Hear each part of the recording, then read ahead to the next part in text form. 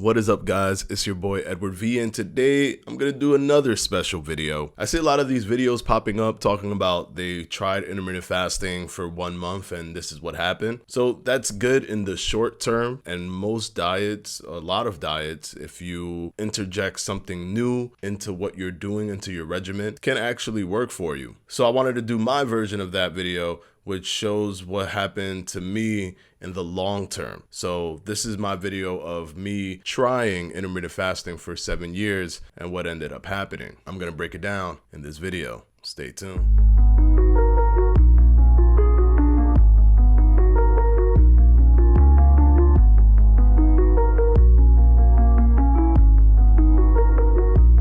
So the very first day that I ever did intermittent fasting was January 1st of 2013. So technically it's 6 years and some change, but once I hit January 1st, it'll be 7 years. So we can say 7 years for the sake of simplifying the title of this video as much as possible. Okay, so I started as a New Year's resolution. Before I did any intermittent fasting protocol, I was doing other diets. So I was originally 225, 230 pounds. I was using other diets that would bring me down sometimes to 190 or 199 or 200 or 210. And then I would go back up. I would bounce up and down using these different diet protocols. None of those diet protocols worked for me, mainly because I'm not too good at creating a specific food diet system. And that's why intermittent fasting, in which the main focus is timing, was much easier for me because I was able to still eat relatively healthy, but I was able to eat what I wanted to eat to some extent. And also I was able to start losing weight. So a lot of studies came out for intermittent fasting around 1999, early 2000s. That was when there was the bigger boom of intermittent fasting studies, and what they utilized with these studies was the 1 meal a day protocol. That was the main protocol that was used. So what I did was I was like, okay, this is an interesting thing. I've never heard of this, but I'm seeing that the participants, even when it's ad libitum, which means when they're eating as much as they want, and also there were some isocaloric studies that showed that even if the calories were equated, there was benefits in the group that was utilizing intermittent fasting. So in my mind, I said, okay, let me try this. I'm gonna record myself, because I had already subscribed at that point that the scale was either throwing me off or giving me false hope. I took pictures and recorded myself every Friday. So I took pictures of myself and recorded myself every Friday for 1 month, which technically it was 27 days to be exact. But when I was doing that, I was amazed at how much weight I lost. Not only that, I broke through weight barriers that I wasn't able to break through using all these other protocols. Now, keep in mind that the story that I'm telling you is only the story that I went through, and you may try intermittent fasting and it not work for you, or you may try intermittent fasting and it'd be amazing for you. There are videos that I have that talk about studies regarding intermittent fasting that show the benefits of intermittent fasting through those studies, even with ad libitum eating and isocaloric eating. This is just so that I can let you guys know what I went through this process for the entire 7 years. So I did the video, I posted the video on YouTube. You guys absolutely loved it. That's kind of what triggered my entire YouTube channel, and to start this process of talking about intermittent fasting, of breaking it down for you, doing all these different things. But that's besides the point. That's what happened with my social media because of intermittent fasting. That's one thing. But with what happened physically, one thing that has happened to me over the course of these 7 years is that my feeling of hunger has diminished almost to the point of non-existence. And by that, I mean, if, for example, I want to pass my eating window and just go longer, I can go longer without any hesitation, because even when it's time for me to eat, I believe my body is so fat adapted at this point that I do not get hungry even when it's my time to eat. Now, the first protocol that I utilize is a modified version of the warrior diet, and it's me eating within a 4-hour eating window with a 20-hour fasting window. Now that has been the protocol that I have stuck to basically the entire time. Even if I hit some sort of a wall, or if I hit some sort of a plateau, or if it's slowed down, whatever the case may be, I never actually changed my baseline protocol, which is the 20 hours of fasting, 4 hours of eating. I've seen a lot of people say, oh, well, I did 16-8 and I'm changing it now to 24. Or I've done 24 and I'm changing it now to 1 meal a day. Or I've done 1 meal a day and I'm changing it now to 48 hours. I've seen so many people do that because they hit a slowdown or a wall, or they're trying to measure their speed with someone else's speed. Please understand that the thing that you need to care about more than anything is if you're going to be able to do the protocol forever. Losing weight is not the catalyst to get you to the end goal. Losing weight is just losing weight. You can lose weight by just simply not eating for a month, 2 months. It's what you can replicate on a daily basis for the rest of your life that's gonna make it work for you. I knew that I didn't want to put myself in a strain by doing something like 36 hours just to see if I can lose more weight. I'd rather stay with a protocol that worked for me, that I can navigate through on a daily basis, and I know that I can carry this on for the rest of my life. And that was the 20-hour fasting, 4 hours eating. Now, one thing that I did do, an evolution to the protocol throughout these years, is that I actually decided to take that 20-hour fasting, 4 hours eating, and create a variable that added a little bit more variety within that protocol. That's the protocol that I call the WARMAD. It's a splice between OMAD and the warrior diet. Now, because I wanted to limit the amount of meals that I had, I decided to eat within that 4 hour window, but within that 4 hour window, I would eat just one meal. So it's really the OMAD, but it gives me a window of opportunity of 4 hours. So for example, if I ate at 2:30, then I wouldn't eat anymore until any time within either 2:30, 4:30, 5:30, 6:30. Then the next day I probably eat at 4:30, and then the day after that I probably eat at 3:30, or then the day after that I probably eat at 5:30. So it's just a window of when I can eat. So if for example I do want to have multiple meals, or if I do end up having multiple meals, I'm always at least doing the warrior diet, or at best I'm fasting for slightly more than 24 hours, all of which to me is a win-win. Now, has my weight gone up and down throughout the process? Of course. But the reason that my weight goes up and down is because, for one, no one's going to have this perfect stagnant weight. You're always going to go up and down in weight depending on how much you're eating and what you're doing and what your goals are. With me, I also try to build muscle. So there's sacrifices that you have to do there. There's no way you're going to bulk up and not bring up body fat with you. That's going to happen. Anytime you bulk, you're going to gain some weight. You're going to see weight on your face. You're going to see weight on your stomach. You're going to see weight on your body. That's just natural. When you bulk, you'll see weight. So yes, I haven't been this steady weight, but I've never gone back up to 230, not even close.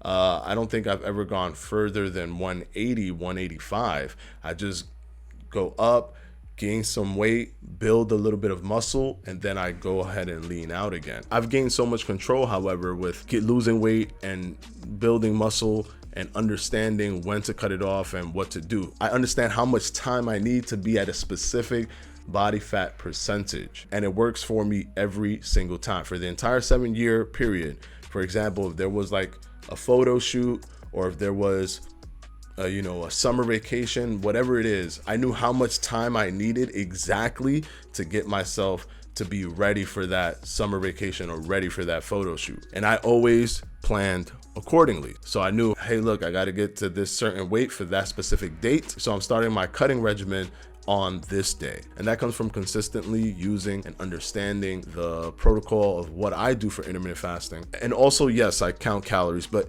here's the silver lining on counting calories. The thing is, people hate to count calories, but the unfortunate thing is that calories will matter no matter what. So if you're in the boat of, wait a second, if calories matter, then what's the point of intermittent fasting? It's the calorie partitioning that also matters. The hormonal elements that trigger from intermittent fasting allows your body to focus on body fat specifically, because you can lose weight and it can be so many different things. It can be muscle tissue, glycogen, water, body fat. So what happens when you do intermittent fasting? Muscle retention is heightened because of these hormonal elements, and body fat burning is heightened because of these hormonal elements. But if you're not at a caloric deficit, there is nothing for your body to burn. So you have to be at a caloric deficit. But let me get to the silver lining on this. The silver lining is that you actually start to eyeball what your calories are on your plate after you've been tracking for a short amount of time. So once you start tracking, you start to understand how much a certain gram of steak looks like. I would definitely encourage you to, if you don't cook, try to learn to cook. It's very easy nowadays with like the internet. It's almost impossible not to know these kind of things. So if you don't know how to cook, I would encourage you to cook your own food so that you know exactly how much you're putting in. For example, you're not driving yourself crazy if you know that 1 tablespoon of olive oil is a certain amount of calories and you're pouring that tablespoon onto a tablespoon, then pouring it into the pan. All you're doing is creating one more step instead of just dipping it all into the pan. And then even after that, once you get really good at eyeballing, you could pour it into the pan and then be very close to the calorie estimation. Maybe you're off by 2, 3, 4 calories, which is not a big deal, especially if you give yourself a caloric range. For example, I give myself a range of about 1,700 to about 2,000 calories. So I'm always in between that, but I know that it creates a caloric deficit for me that can get me to my desired body weight, and it's never failed me. So yes, you want to count calories. If you want to make it easier for you to do it, get the app MyFitnessPal. It will definitely assist you. You literally can scan the barcode of anything that you purchase. You can put it in. It just starts adding all of these calories together. It shows you the macronutrients. Now, let's talk about keto. I've never done the keto diet, okay? So I want you guys to understand this. I don't have nothing against keto at all, and I actually promote it for people because there is a brother and sister element between keto and intermittent fasting. I've never needed to use keto. So it's not that I was doing intermittent fasting, it hasn't worked at this point, year 3, and I wasn't getting the weight loss that I wanted, so I implemented keto. I never had a need to implement keto. Now, I am conscious of my carb intake, and I try not to take in so much carbs, but I'm definitely not in the range of a ketogenic diet at all. The thing that I care about more than anything in my macronutrients is actually my protein. My protein intake is what I care about the most. And when I'm building muscle, I always try to get in at least 0.7 grams of protein per pound of body weight to try to build muscle tissue. I also try to get in as much protein as I can when I'm losing weight so that I can retain as much muscle as possible. So just in case anyone was confused, yes, the keto diet is good in tandem with the intermittent fasting protocol. Have I needed to use it? No, but I'm always presenting you guys with the study, with the information, and you can always make your own decision. But I'm letting you know now that I personally have never utilized the keto diet. But you always have to evaluate what's working for you. If something isn't working for you, if something is working for you, you can adjust accordingly. If you feel that you need to give it more of a push, then that's something that you can do. If you feel that you don't need to give it more of a push, then that's up to you. It depends on what's working and what's not working for you. Have I had moments that have looked like my weight has stalled? Yes, many times. And then the whoosh effect happens. Maybe a week or maybe 2 weeks or maybe a month from that time, I see this immense drop of weight just literally almost overnight. And that's most likely because the water retention was released. I also don't check the scale as much. I basically check the scale at most once a week because that gives you a better indication of your progress than checking the scale every single day with all the fluctuations that can happen in your body. So the major takeaway from the fact that I've been doing intermittent fasting for 7 years, and yes, as a cute way I titled it, I tried intermittent fasting for 7 years, but in reality, this is my lifestyle. I will be doing intermittent fasting for 7 more years. So it's not that I'm trying it for 7 years and I have this massive amount of discipline and now I'm gonna go ahead and try something else for 7 years. No, that's not the case. I'm always gonna do intermittent fasting. I just wanted to give an insight of what I did. If you want to know specific meals that I've eaten, I've done multiple full day of eating videos, and I'll put the links down in the description below. You can look at one of those and get inspired and create your own meals if you like. And just a reminder, my hunger has diminished incredibly. Also, if once you start doing intermittent fasting, although you may feel intense hunger in the beginning, that's only because you are snapping your body's biological rhythm. So ghrelin is being released during the times that you normally would eat. So if you ate breakfast, lunch, and dinner, ghrelin is releasing at breakfast, at lunch, and at dinner times. So it takes around 2 or 3 weeks for your body to finally adjust to the new eating window. And then you tend to be hungry during the times when your window is about to break, when you're about to break that fasting window. But after doing it for so long and your body being so efficient at utilizing body fat for fuel, you become fat adapted and you kind of go to this other level, this next level where you don't feel hunger at all. At first it feels weird. Don't get me wrong, it doesn't mean that I'm not satisfied when I eat and that I don't enjoy the foods that I'm eating. I actually do, because taste is still there. You're still feeling satiated as well. Like you're going from I just don't feel that I'm hungry. It doesn't mean that I don't want to eat.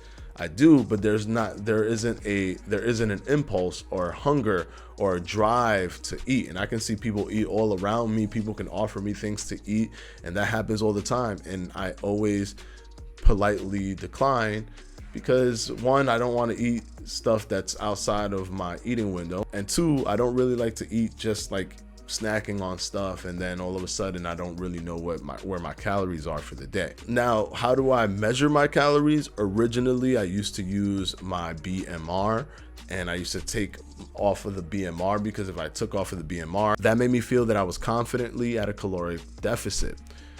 But over time, with more information, understanding metabolic adaptation and adaptive thermogenesis, I decided to utilize my total daily energy expenditure. And that's what I use. And I take 500 off of that to kind of create a range. Sometimes I'll take even more than 500 off. Sometimes I'll take 700, 800 off, just to give myself a bigger range to work with, so that if I'm off by 5 or 10 calories, I'll be fine knowing that I'm still in a caloric deficit. Oh yes, and I work out 3 to 4 times a week. And if you need to know what my workout regimen is, I actually explain every single thing that I do in a transformation video, my entire workout regimen, and I'll link that down in the description below. So there you have it, guys. That's basically what I've noticed throughout these 7 years of doing intermittent fasting. It's been fantastic for me. It's made me control my weight. I've never gone back to above 200. I've never even gotten into the 90s for 7 years since I started in January 1st of 2013. I absolutely enjoy it. It's helped me control my calorie intake to a degree that no other diet has ever been able to do. I work better when I have the variety that I can control whatever I want. If I want to add more fats, or if I want to add more protein, or if I want to have a specific meal or one day and then have a specific meal the other day, that nothing is being controlled within the diet itself. The actual food is not being modified. I work better that way, which is why intermittent fasting for me was a better system for me to lose weight and burn body fat. And of course, there's amazing amount of studies that continue to grow over time. Every year, there's more studies than the year before. So there's a lot of information out there as well for intermittent fasting that can be helpful for a broader audience. But remember, guys, do what works for you. Do what you can do for the long term. If intermittent fasting does not work for you, then don't do intermittent fasting. Do something else that can work for you. Try something else. And if those things don't work and you see that you float back to intermittent fasting, then there you go. And if other things haven't worked for you, but you haven't tried intermittent fasting yet, then go ahead and try intermittent fasting. There's no right or wrong answer. It's only what works for you. All the studies in the world can tell you one thing, but You always have to try it for yourself. And of course, as always, guys, I want to thank my patrons for my Patreon. And I'm going to go ahead and put their names right up here.